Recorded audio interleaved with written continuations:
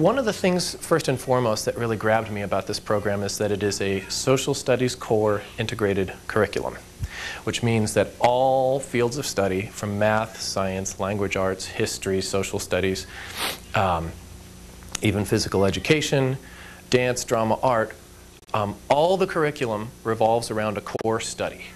And our core study, what we've chosen at this school, is a study of people. So in the earliest years, kindergarten, first grade, we're taking a look at a lot of the city services that directly affect young children, like food, clothing, who builds their homes, etc. And we integrate all our curriculum around that. All of our math activities will take place around, for instance, the study of food. In the later years, second, third grade even, we're going to begin to expand a little bit. Right now in Group 2 this year, we're talking about services that serve the entire community, such as the post office or trash collection services, or where do you get your water from.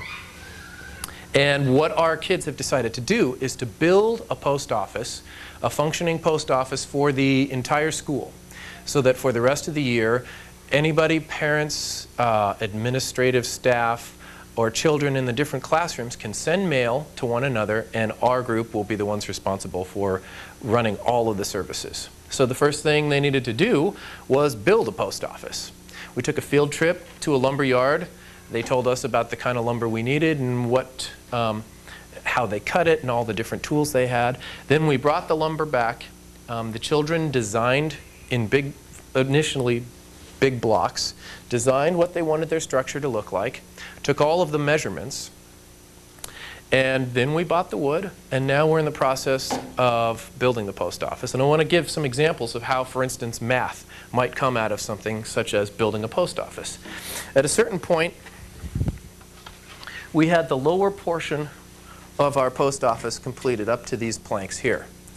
We then knew that we were going to need a second set of posts, a second beam, and a final plank across the top. The children knew that in their design, the post office needed to be 4 feet tall.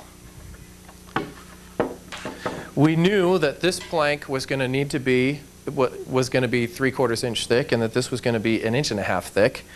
So the question came up, how do we know how big our post needs to be here so that when our post office is complete, it will match the size of our wall, which was a natural way to bring in early studies in algebra, which is something that ordinarily we'd never bring into a second grade, third grade class.